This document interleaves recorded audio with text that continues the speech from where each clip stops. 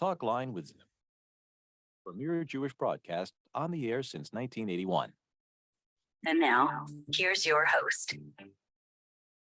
Welcome back to the program. I'm Zev Brenner, member of Knesset. Simcha Rothman joins us. He is with Religious Zionist. He also is a lawyer. He is one that's behind judicial reform in Israel. Good morning to you in Israel. Thank you, member of Knesset, Simcha Rothman. Thank you for being with us. Good morning. Good morning to you.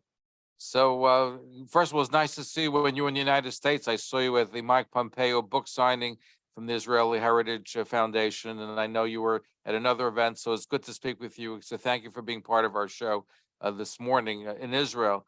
So what's happening? Because there's a lot of noise. People are upset with what's going on at such a rapid pace. So tell us what your vision, what would you like to see being done in Israel as far as judicial reform is concerned? So, of course, to explain all the judicial reform might take a lot more time than we have. But I think that what people should know that Israeli judiciary is the reform in the judiciary in Israel is basically the first step in order to do anything that this government promised her voters and the public in Israel to do.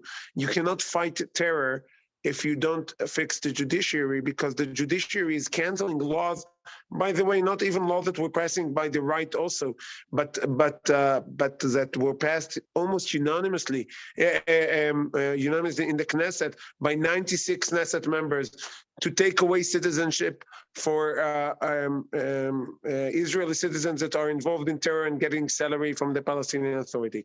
You can't fight the rising housing prices in Israel, because the major decisions that would take the prices down were knocked down by the court. Again, the court basically have all the authority to do it without any responsibility, without any accountability to the public.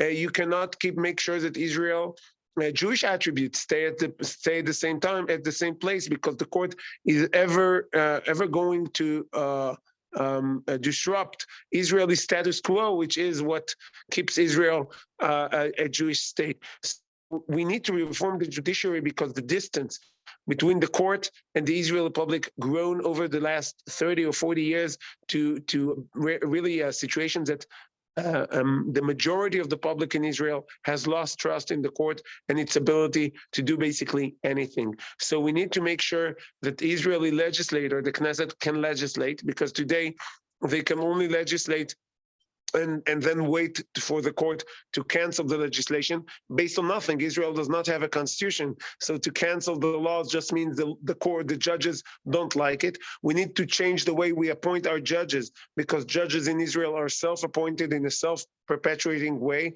We know there's a problem with the judges. We know there's a problem with the system, but what you're remedying, what you're looking to propose, because it seems to be a whole change which and we'll talk about the fact that the left has been galvanized in Israel about it. But you'd like to, I think there's two basic premises. You want to change the way judges are selected, and you also want to have the Knesset on 61 votes be able to overturn a Supreme Court decision. Is that correct? That's exactly what I was saying. Yeah, you have to change the way we select our judges. Today, Israeli judges are selected in a way that gives sitting Supreme Court justices basically veto power who will get in. So what we have in Israel is a parliament, the Knesset, which is checked and balanced. We have an executive, the Memshala, which is checked and balanced. And we have a court that is unchecked, unbalanced, very, very biased, and that needs to change. So we change the way we select our judges, and we make sure that the legislation that the Knesset says stays in place without the court being able to interfere with it. Again, because we don't have a constitution. We are not like the U.S. when the court can check the laws based on the constitution. When the court in Israel cancels laws, it basically does it because it doesn't like the law, not because some substance in the constitution. Now, I had asked this at a public gathering. I'll ask the question again. Aren't you moving too quickly? Because look at the fact that you've galvanized the left. We've reported Ehud Barak is raising money in the United States. You have so much money leaving Israel because of this. Aren't you moving too quick? Wouldn't it have been more prudent to enact some of these changes in a more meticulous, slower way than to do it the way it's being done, where you now have a very galvanized left. Somebody even mentioned that there's a poll that today the left might even have 64 votes if elections were to held today. You know, don't count on polls when you had elections so soon so soon before. We had a very good poll in November 1st when Israel had an elections. So the polls are very and you must know that the polls that predicted, the pollsters that predicted the outcome of the elections in Israel, not like the one you quoted, are giving us the same exactly amount of seats that we have today. Nothing has changed. So let's put the polls to the side. The idea is that the claim that we are moving too fast, it's not true. We are already at this point, even before finishing the first level of legislation, we already have more time in the committee and discussions in the committee than passing the two basic laws of 1992 and the regular basic law that was passed a year ago. We are investing a lot of time in passing them in a good way with good deliberations. The left is galvanizing against the governments, not against the reform. I have to remind you that even before the reform took place, or even not where it was announced, the prime minister then, Yair Lapid, used his position as a prime minister to tell the municipalities to not cooperate with the government. And it was based on the fact that Avi Maoz was selected to be a deputy minister. So the left is galvanizing because he lost the election. It has nothing to do with the judicial reform or any other specific part in it. Not the vehicle that they're utilizing, because if it would just be against the government as one, here they have a vehicle which you have a lot of Israelis feel passionate about. You know that the Israelis are passionate. Even some of the modern Orthodox, like in Efrat, are upset about it. So here you have a situation where you have the support in the reform is skyrocketing. It has never been so high. And the supporters of the government are 100% behind it. No one even looks to the side. The people who are in the opposition, or a lot of people, I don't think that, I have to remind you that some people in Efrat have voted for parties that are now in the opposition. That makes sense. It's not something unheard of. It's not that it's 100% supporters of the government, but within the supporters of the government, there is 100% support of the reforms. And also, like myself, I want to do it with as much support as it can get in the Knesset. We are trying to get people in the opposition that supported those exact reforms when they were in a different position. They supported it. We're trying to get them on board. But of course, we cannot let riots or definitely not defamation and incitement, like we see in some of the riots, decide for the state of Israel what we should do or what we shouldn't do. But you have 100,000 people demonstrating in Tel Aviv. You have demonstrations in Jerusalem. That's a lot of people. Don't you have Zev, if I remember correctly, you had a lot of people in the streets of New York a few years ago. Did you think it should change policy, or did you think that it's a problem that people go and riot on issues that have nothing to do with the real issues with the policy? It's the fact that I myself participated over the years with much larger demonstration. Elected government should act according to its promises, unlike different last government, when the government and Naftali Bennett, for example, he was acting against the promise he gave to his voters. This was on the table before the elections. This is what was promised to our voters, and to say that the left and the opposition is demonstrating, okay, that's democracy. We appreciate demonstration. people are a lot of people. In other words, what I'm saying to you is, listen, we're all Jews, right, left, center, no matter what we are. And the fact is, if you have so many people that are opposed to it, isn't there a way to sit down, negotiate? There was talk about even doing 30, 60 days where nothing was going to happen so you can negotiate. What would it be so bad if there would be a 30-day moratorium where you were able to talk and nothing happens out of 30 days? if nothing is happening for 30 days, who will fight terror in those 30 days? Do you offer who will fight the housing prices that are rising? Zev, there can always be people who are demonstrating against a specific act of government.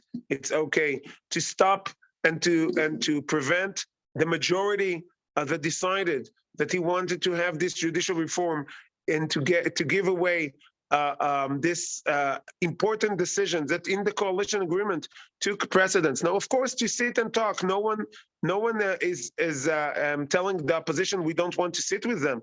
Unlike the situation when we were in the opposition last time, no one has talked to us. We are willing to sit and talk and negotiate and insert changes. They don't want to come. They want to block the ability of this government to rule, and that's not democratic. Why do you call their bluff? Say, listen, with 30 days, we're not going to move anything. That's not called their bluff. That's to give them what they want, Zev. That's not called their bluff. Called their bluff is what we did. That's what we did last week when the president asked for us to postpone a certain legislation for a week, and he said, if you will do it, they will come and sit. We postponed it.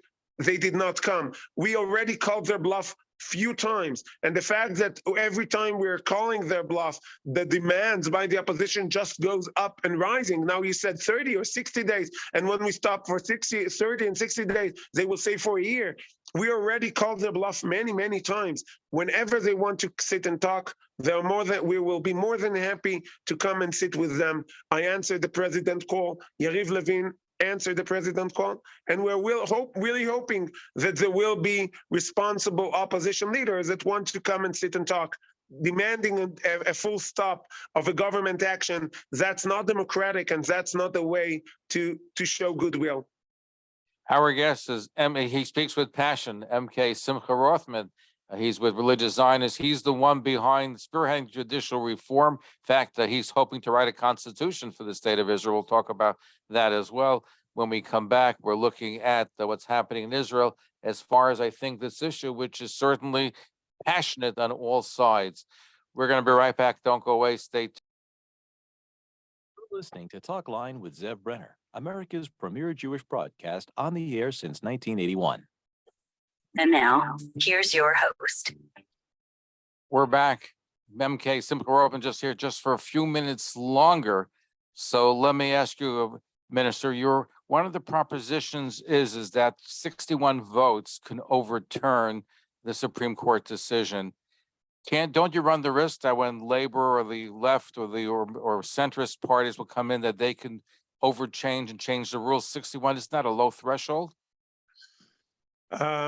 That's today in Israel. That's you can change everything in with 61 votes. That's the rule today. I'm not changing it, and one might think that you might adopt a more robust constitution like in the US, but most English-speaking countries and most systems like us do not have it.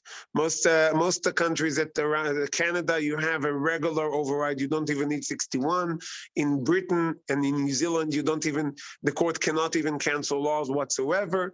And in some places like it, you don't have the court able to cancel laws at all, or you can override them in a simple majority, or you can change the constitution in a simple majority or something like it. So it's not, the US is quite unique in that sense, with the idea of the court getting its power from the constitution. In Israel, that's not the case. And again, that's the case in Canada, in Britain, in New Zealand, and the like. I'm concerned that the next time there's a Labor government coming into power, they can overturn it. But nothing. The situation today is like that if next time Labor government will go, the court will never block them anyway. It's not, the court in Israel is very biased, and it doesn't really matter because when the left in power, the court basically allows him to do whatever he wants. We saw it during the disengagement. We saw it in many other situations in the past. The court, believe it or not, closed a radio station affiliated with the right, and because it's even though the Knesset, the parliament, gave it the ability to operate. So to say that What? Arutz Sheva, of course. So to say what will happen when the left is in power, I believe that in a parliamentarian system, and especially with a coalition system, like in Israel, we are not a one-party system. The inner balance and checks and balances that have from our political system makes our parliament and our executive weaker in comparison to what you have in the US, when the president can operate solely on its own agenda. The Congress can operate solely on its own agenda without the need of having a coalition. In Israel, the inner checks and balances are strong enough to protect from most of the issues that you might fear of. But the problem is that the court cancels right-wing policy all the time and allows left-wing policy all the time. Last question. Since this has been made into an issue in Israel, a lot of money has been flowing out of Israel, but a lot of investment money are not going to be going to Israel. It could be in the millions of dollars. Are you concerned about the loss of these funds, which are beneficial to Israel? It could be doing more damage than BDS is doing if all these funds don't flow into Israel. So economy in Israel and experts in economy said that's not true. There were some people for political reason pulling their investment. That's a BDS campaign run by Yair Lapid, which is very sad. But as it's the case in free market and free economy, whenever someone sells, someone else will buy. And the economy in Israel is strong and is supported by Israeli startup companies, is supported by the Israeli unique abilities in agriculture and everything. So if someone takes away his money, it's his loss. Someone else buys and gets the benefits. MK Simcha Rothman, we're going to have you back to have more discussion. Thank you for being with us. I know you have a busy schedule. We appreciate it. Thank you. Thank you. Thank you very much. And there he is, MK Simcha Rothman here on the Talkline Network.